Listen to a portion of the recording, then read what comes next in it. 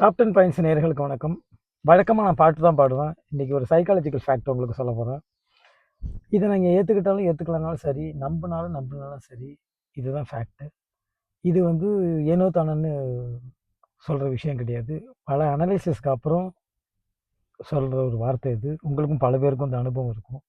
என்ன அப்படின்னா, நம்மளையோ, அதாவது என்னையோ இல்லை உங்களையோ இல்லை உங்களுக்கோ இல்லை வேற யாரையோ, இல்லை வேற யாருக்கோ உங்களையோ இப்போ பிடிக்கலன்னு வச்சுக்கோங்களேன்.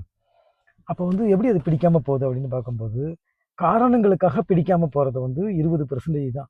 மீதி 80% பிடிக்கல அப்படிங்கிறதுனால அதுக்கப்புறம் காரணங்கள் நிறைய கற்பிக்கப்படும்.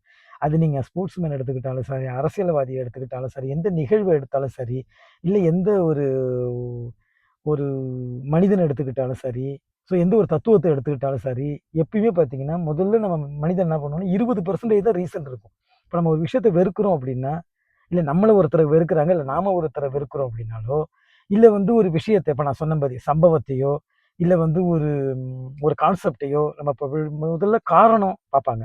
ஸோ லிஸ்ட் அவுட் பண்ணிட்டு, ஸோ இந்த காரணங்களுக்காக எனக்கு அவங்கள பிடிக்கல. இந்த காரணங்களுக்காக எனக்கு அது மேல ஒரு உடன்பாடு இல்ல. அதனால அதுக்கு மேல எனக்கு ஒரு ஆபரேஷன் வருது, இல்ல ஒரு வெறுப்பு வருது அப்படிங்கிறது 20%. மிச்சம் 80% என்னன்னா, முதல்ல பிடிக்காது. முதல்ல கான்செப்ட்டா இருந்தாலும் சரி, ஒரு தியரியா இருந்தாலும் சரி, இல்ல ஒரு சம்பவமா இருந்தாலும், ஒரு மனிதனா இருந்தாலும், முதல்ல அவங்கள பிடிக்காது. ஆனா, அந்த பிடிக்காததுக்கு 1000 காரணங்கள் அதுக்கப்புறம் பிடிப்பாங்க. இப்போ ஒரு ஒரு சொல்ல முடியாது. இப்போ ஒரு ஒரு ஜாதியினரையோ, இல்ல ஒரு மதத்தினரையோ, இல்ல ஒரு மொழி பேசுறவங்களையோ, இல்ல ஏதோ ஒரு விஷயம். ஓகேவா? நான் பிரிவினைக்காக அப்படி சொல்ல தப்பா எடுத்துக்காதீங்க. ஒரு எக்ஸாம்பிளுக்காக. சொல்ல பிடிக்கல. பட் இருந்தாலும் இந்த 2த்தையும் சொல்ல வேண்டிய கட்டாயம்.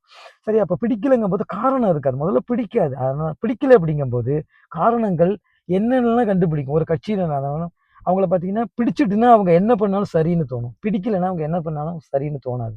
இது மனிதனோட இயல்பு. இத யாரையும் நம்ம குறை சொல்றதோ, இல்ல இது சரின்னு சொல்றதோ, இத ஜஸ்டிஃபிகேஷனோ பண்ணல. யாரையும் எதையும் மாத்தவும் முடியாது. யாரும் மாறவும் போறதில்ல. அது அடுத்த விஷயம். ஆனா ஜெனரல் கான்செப்ட் இப்படி ஒண்ணு இருக்கு.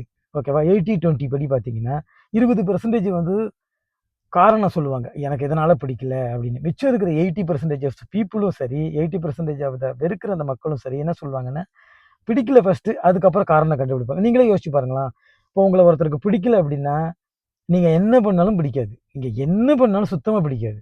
ஆனா புடிச்சிட்டுன்னு சொன்னா, நீங்க பண்ற ஒரு பெரிய தவற கூட சாதாரணமா எடுத்துப்பாங்க. அதுக்காக தவற அக்செப்ட் பண்ணிப்பாங்க. தவற அக்செப்ட் பண்றது கரெக்ட்ன்னு நான் சொல்ல வரல. அதேபோல நீங்களும் அடுத்தவங்க பண்ற தவற சரின்னு சொல்வீங்கன்னு சொல்ல வரல. காரணங்கள் அதுக்கப்புறம் தான். முதல்ல பிடிக்குதா, பிடிக்கலையாங்கிறது தான் மேட்ரு. அதுக்கப்புறம் நீங்க சின்ன தவறு செஞ்சாலும், பெரிய தவறு செஞ்சாலும் உங்கள பிடிக்கும். அதே மாரி நீங்க பெரிய தவறு செஞ்சாலும், சின்ன தவறு செஞ்சாலும் பிடிச்சிடுதுன்னா அவங்க அத கண்டுக்க மாட்டாங்க. இதான் தியரி.